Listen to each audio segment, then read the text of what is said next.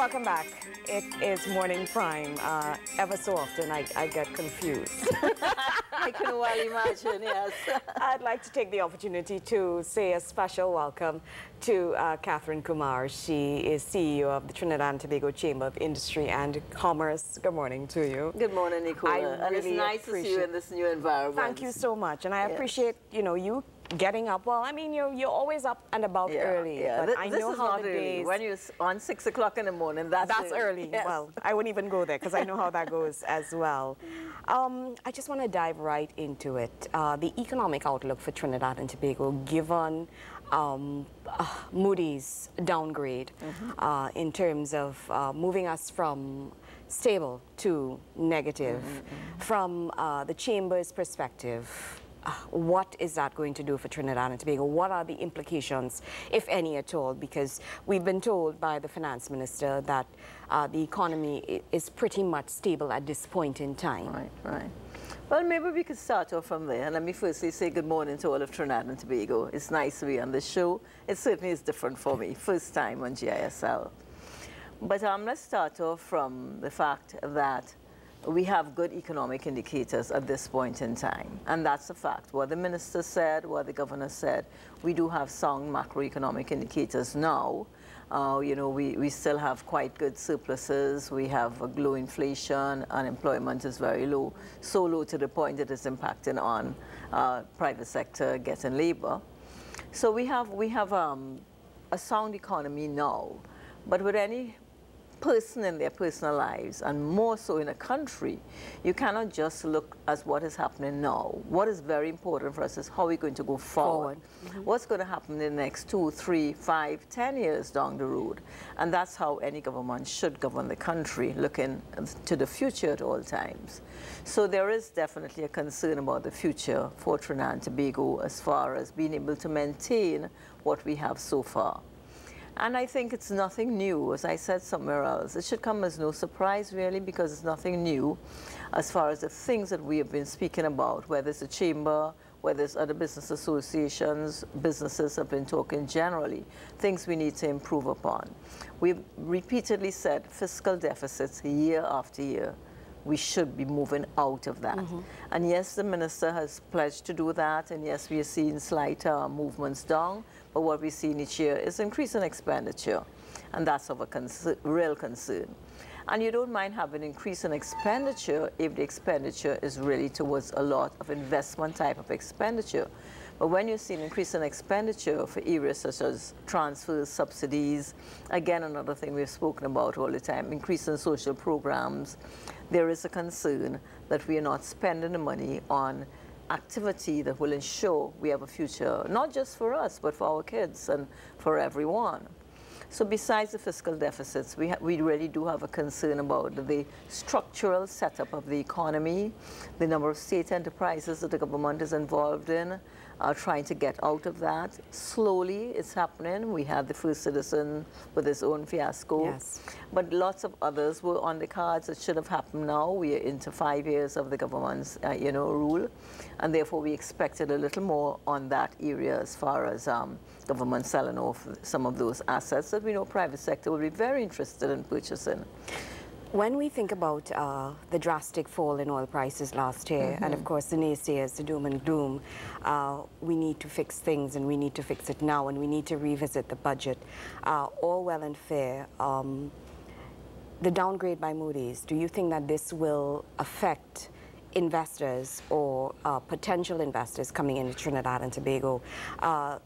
The reality of an election which is literally upon us, what impact will that have on the economy at this point in time in terms of moving forward? Right. Because one understands that, okay, if this is happening, then we need to deal with it now. But how do we deal with it when we have so many challenges ahead of us? I think oil last week, was at 59 or somewhere around there. It's just in the 50s now. So it looks okay based on the $45 US per barrel. But how do we deal with those challenges, given the state we are in now? It really, for us now, it's a very difficult period. For one, it's an election year, and in an election year, it's very difficult for any government to really make big changes because, I mean, understandably so, the focus is on winning the next election so that then you can make the big changes that you need afterwards. But we also have to remember that during this time, while the oil prices are down, it is necessary for us to focus on how we spend the income that is coming in through the energy sector in the best way possible to ensure that we can take the country forward. You know, the efficiency in the expenditure is something that is of great concern. And we hear over and over, almost every day now, you hear about some state enterprise and where has the money gone, what has been spent on. So that is something of concern. As far as investment coming into the country, we will continue to see investment in the energy sector because, I mean, the energy sector has its own parameters that, you know, investors, potential investors would look at. But when it comes to the non-energy sector, that's where my concern would be. Because with the downgrade, it just means that government and state enterprises trying to borrow on the external market would be more expensive. But we have a lot of liquidity locally. So they could borrow in the local market, and I mean, the cost of borrowing in the local market is still quite low.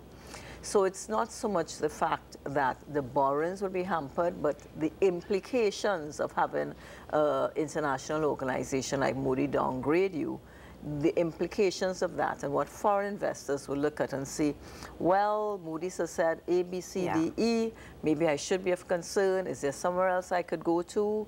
You know, those are the kind of things that we would be concerned of. And we need to bring in non-energy foreign direct investment into the country, that's for sure.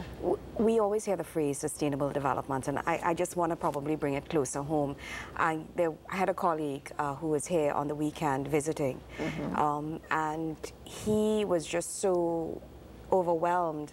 Trinidad and Tobago, going out, persons spending money, cars on the road.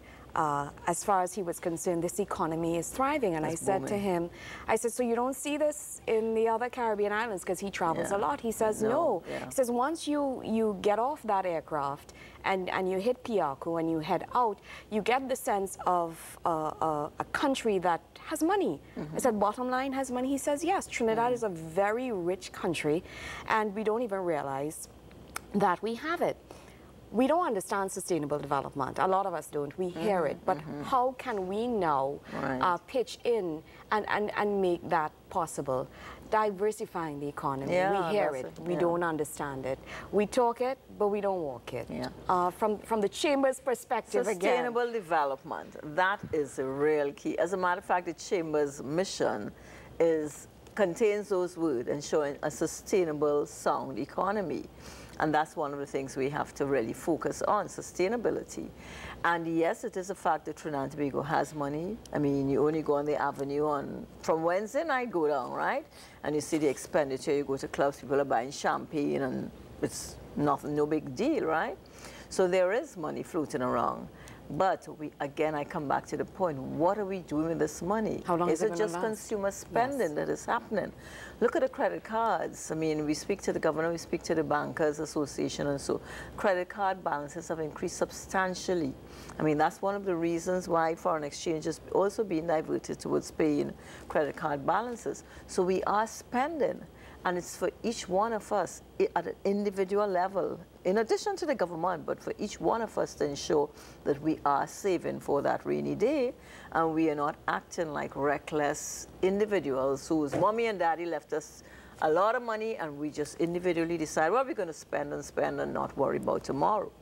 So it's, like I said, it's not only the government that we need to talk to, we need to speak to the man in the street, every one of us, all the persons who are spending at sometimes very recklessly. I know that happens all the time. Is there a labor shortage in Trinidad and Tobago? Oh, a serious labor shortage. As a matter of fact, it's impacting on businesses. It is impacting on the expansion of businesses, the growth of new businesses. The Chamber has been talking about it. Our president raised it again at our annual meeting luncheon. The Prime Minister was there. I know that different other chambers are putting forward recommendations with respect to CPEP and how we could bring up some of the CPEP workers into the private sector. It's not that it hasn't been tried. It has been tried in the past. what you find is after a while, when workers have become accustomed to a certain way of working and to a certain, I have to be careful how I say this, but a certain way of getting to work when you want and not working a full day, that sort of attitude, then it's very difficult when you come into the private sector and you go to work at KFC or some one of these places and you have to be there for a certain time and you have to work your full 8 hours. Even though in absolute terms you may be getting more money, we seem not to be interested in that. Isn't that how it's supposed to be, That's the way it should be. So we're a little bit spoiled. But if you always, if you always have something that you could hold on to, which is the government programs, well, then you will always revert to that. So we say to government, it's not that, and I want to make that very clear, it's not that we are calling for a total removal of these programs. These programs are necessary. In Trinidad, throughout the world, government has to support and is expected to support those who need the help. But what we need to do is give a man a fish and then let him go out there and fish. So we don't want to create that dependency syndrome. Help him, teach him how to fish. But what we find that this dependency syndrome is continuing year after, and it's not this government, it's going way back, and we have just continued, and in some cases we think perhaps have progressed it even a little further. So there's a rethinking of that entire program. In principle, the way the programs were set up, good in essence. You're supposed to bring in a crop of workers, teach them, train them, and then send them out. And then another set comes in. We know that's not happening. Same people are in CPEP and URP for the longest while. So the Chamber right now is actually doing a project, and we are looking at we're doing a study to see if there are other means of bringing workers into the country, maybe from CARICOM region, on some sort of foreign workers program, and allowing workers to come in for a certain period of time under very strict rules, and of course so you will have depend on the regulators once this works exactly, and depend on the regulators to ensure that all the rules that are laid down are followed as far as they come for a certain time and they leave after that, considering the social issues, providing housing, schooling, and these things. So it's an entire holistic project, and we're looking at it. Catherine, before we wrap up really quickly, the Trinidad and Tobago Debates Commission, I just had to touch on that. Yes. For the first time, well, hopefully we'll be able to see a leadership debate. Yes. The leader, the Prime Minister of the Republic of Trinidad and Tobago, Kamala Prasad-Bissessar, and the leader of the opposition. Are we guaranteed that this is going to happen? Are we guaranteed anything in life? The answer is no.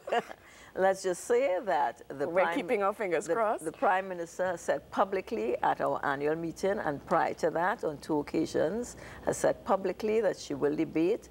After she made the announcement at our meeting, we spoke with her and her office, and they have confirmed that she will be debating.